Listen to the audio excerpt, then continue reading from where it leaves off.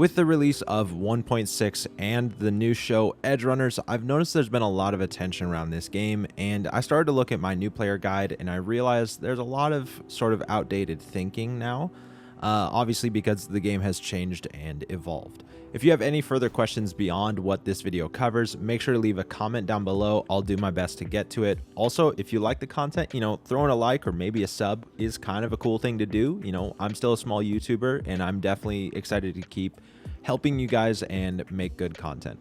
This video is going to be a sort of continuation and edit of my last one. So if you haven't seen that one, you'll probably want to first. However, a lot of this is going to be new stuff that I haven't covered before. So let's jump into the first major topic I want to talk about. I get a lot of questions, people asking me how to spend your first couple perk points and or attribute points to get your character where you want. Now, I'm going to bring up my Netrunner build here to kind of show you how I would kind of spec out this character from an early stage to eventually a late stage. What I would recommend is choosing perks to sort of chase. For example, in the cool tree, chasing after Strike from the Shadows or Assassin just to get that extra damage buff, I think is really helpful if you're trying to stealth take down guys. So leveling up your cool tree until these perks unlock and then investing into them is the best way to go. So I usually set perks as sort of a goal. So maybe my goal would be Assassin until I get it unlocked. Then I want to be able to craft stuff. So I set Grease Monkey as my goal, which unlocks at tech level 12. So I would invest all my attribute points until I get 12, unlock this perk. Then I would choose my next one, which might be Subliminal Message, 100% more damage to quick hacks. And by this point, I'm probably in the 20s, maybe getting close to 30. And so I'll have a lot more damage on the plate. I'm able to potentially kill people with quick hacks. And that's when this build starts to work really, really well. So to put it more simply, I basically choose a perk and invest points until I unlock that perk, and then choose my next perk, and I do that on repeat until I get my build completed. Now, one thing I didn't bring up in my last video was talking about leveling certain skills. If you're trying to get the absolute most out of a character, taking the time to level up specific skills by doing certain actions is really helpful, because a lot of these not only give buffs, they also give an additional perk point every 3 to 4 levels. And after finally maxing out one of your trees, you will eventually lock the main perk, so to speak. Some of these main perks are a little underwhelming, but this one is actually really nice. Increase RAM recovery rate by 50%. This helps a lot with sort of how my Netrunner build stays that really hyper aggressive, where I'm able to continually quick hack a lot and keep hitting dudes before they even notice me, so I get the stealth damage bonuses and all. It just stacks well. So being able to max out a skill and get the final perk sometimes lets a build actually shine the way it's supposed to. The next thing I want to touch on is that every item in this game has a level. In the early game, you probably know this because you have restrictions where you can't use certain guns, but in the late game, because you can use everything, you start to not really think about it or notice it as much. Now, as you can see here, I crafted 2 identical DR5 Novas. Now, when you craft weapons brand new and you're already a max level, I believe it crafts them basically at like a level 49 or 48, and then you can upgrade it to that max level. And you'll notice the differences are very, very slight. The only major difference being the bonus ricochet damage here. However, you can imagine if, let's say, you picked up a gun that you really liked at a level 10, that gun will stay level 10 unless you upgrade it all the way to 50. If you didn't know, upgrading weapons can get extremely expensive. If you continue to upgrade a weapon, the price keeps going higher and higher and higher, and eventually you don't have enough resources to do it. My biggest tip in this situation, if you're trying to get the best out of a weapon, is to either wait to get it until you're close to 50, or to wait to upgrade it to legendary until you're level 50 if you're going down a technical build. For example, my iconic gun Problem Solver, I just picked up at a level 50, so it should be around level 48, 49. Now, after upgrading all the way to legendary, I should be able to come over to my upgrade tab, and it should only take 1 upgrade to get it maxed out. And you'll see it is maxed because it disappears from this window. So now going back, I now have Problem Solver with the best crit chance, ricochet bonuses, all of that stuff that it can possibly have, as well as now, because it's legendary, I have the 4 mod slots. So sometimes waiting to pick up a gun that you really like until you're higher level will just make the upgrading process and cost a lot more efficient and easier. This applies the exact same way to clothing as well. Speaking of legendary clothing, I did want to highlight that there is legendary clothing just in the open world if you want to find it for free. I'm going to put a link in the description to the best list that I found of a lot of pieces of armor in the open world that's just free to pick up. You can pick it up whenever you want, as early or as late as you want. Again, though, I'd recommend waiting till you're a higher level before you pick it up. That way you don't have to spend a bunch of resources to upgrade it, unless you just want to search for another piece of armor later on. One quick thing to note, you can see here this jacket has crit damage as well as 1 mod slot. However, if I walk far enough away from the jacket and come back, it now has 2 mod slots with completely different stats. So if you're looking for specific stats on clothing or armor or a certain amount of mod slots, definitely make sure to run away and come back. Make sure you're getting your max mod slots, and or like in this case, I really liked the crit damage, so that wouldn't be a bad choice either. Speaking of mods and mod slots, this was probably the biggest mistake I made in my last level 1 to 50 video, which is that mods and where to find them is not consistent at all anymore, especially after 1.6. You used to be able to find some of the mods just in clothing vendors, just in their store, and you could go pick them up. However, now it seems you can only find them at Assault in Progress boxes, and even that's like really rare. Now, the most painful part about it though is that you just have to find the crafting spec in the open world somewhere. It is extremely random. It gets randomized every single character. It's not consistent at all. My biggest recommendation if you're looking for something like an armadillo crafting spec is to just look for these little boxes on the ground. They're covering this city everywhere, and they have a very slim chance of having crafting specs for anything, honestly, such as grenades and these clothing mods. If you're wanting to know where to find a lot of these boxes, I would recommend going places like junkyards, or even this park right in downtown has quite a few of these boxes.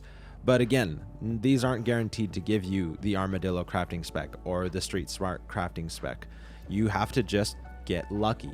Also, these boxes can be found at every single Assault in Progress, so you do have a chance of finding them at those.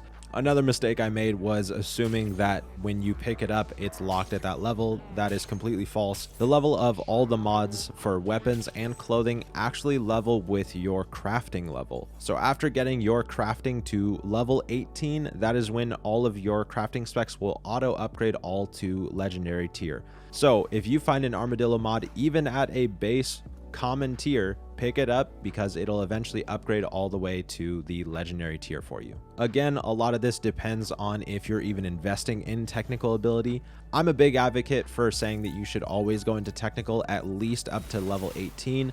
However, I completely understand if you don't want to, but it will mean that having legendary mods and stuff on your gear might mean that you just need to go cycle some of that legendary gear that's in the open world and hope you find a really solid set of gear that then you just get to equip, and obviously you can change the look of with the wardrobe system. The next topic I wanted to bring up is making money in this world to kind of get whatever you want, whether it's the cool cyberware, whether it's a new weapon. A lot of it requires a lot of money, especially if you're shooting for a legendary tier. And for me, the only and easiest way to make a lot of money is through crafting, further emphasizing that I think it's important to go into a crafting build somewhat, but I do understand if you don't want to. I am actually working on a build where I'm not using crafting at all, and I'm having to kind of navigate that. Now, since 1.6, the fan favorite item to craft to make money, trajectory analysis, was absolutely destroyed and nerfed. It is no longer an option. If you want my 2 cents on what's the best things to craft, it is smart pistols. They cost very few crafting resources and give a good chunk of cash. Now, if you're trying to make money outside of crafting because you don't want to invest in technical ability, my biggest recommendation is to do what I would also recommend if you're looking to level up a build to get it to max level, which is to do what I call the Pacifica loop. After traveling to the West Wind Apartments, there's going to be a lot of groups of 3 enemies in this area that you can just take out in kind of a route. You can just kind of run this giant loop and continue to get them to respawn and re-kill them. And if you make sure to pick up all of their stuff, like their weapons, you can then come to this thing every time you make the loop and sell all the weapons you're never going to use. Now, this loop does take a minute to run, but if you want to know it, I'll put it at the end of the video so you can see it. However, if you're purely looking to just level up, I would highly recommend just doing Assault in Progresses and the main missions.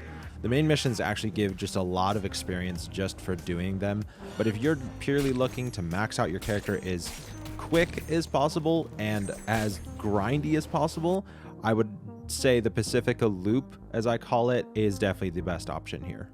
Anyways, that's pretty much going to do it for this video. If you guys want any further detail, like maybe you want a video specifically on cyberware, or you want a video on some really cool iconic weapons, I'd love to hear down in the comments what you guys are thinking. Also, let me know if you have any further questions about anything discussed or talked about in this video. I'd be happy to help out. Like I said, I'm going to put the Pacifica Loop here at the end of the video and explain what I'm doing. So starting at this fast travel point where there's the cell station as well, one quick note is that the placement of these kind of squads of bad guys will be different depending on your character. So I've had to learn it every single time per character, and you can kind of just modify it, but it should follow the same kind of route through these buildings. So let's get started here. This is the group I always start with.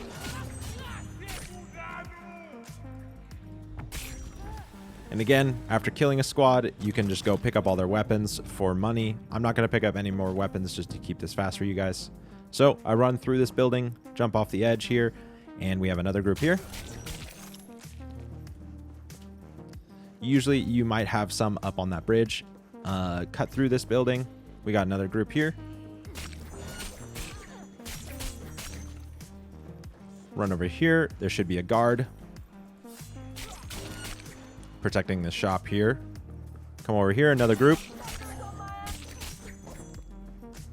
You run over to the gun shop. There should be one, if not maybe two in front. This character only has one, whereas like my gunslinger always has two in front of this shop. Just some weird changes. A lot of times you'll have a gang war pop out here, which is a lot of free kills, which is super nice. I can activate my sand division and just kind of go to town here.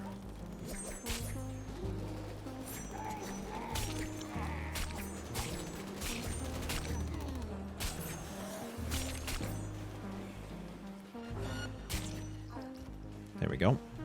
Ooh, a legendary item. And not that good of an item.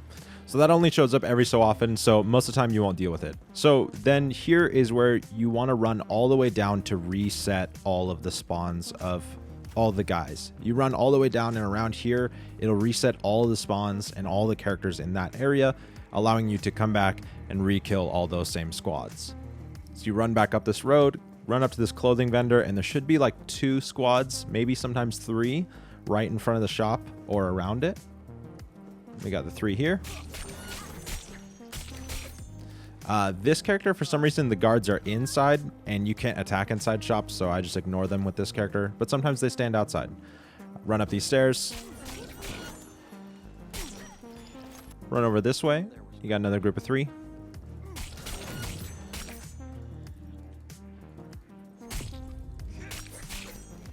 Jump off this railing.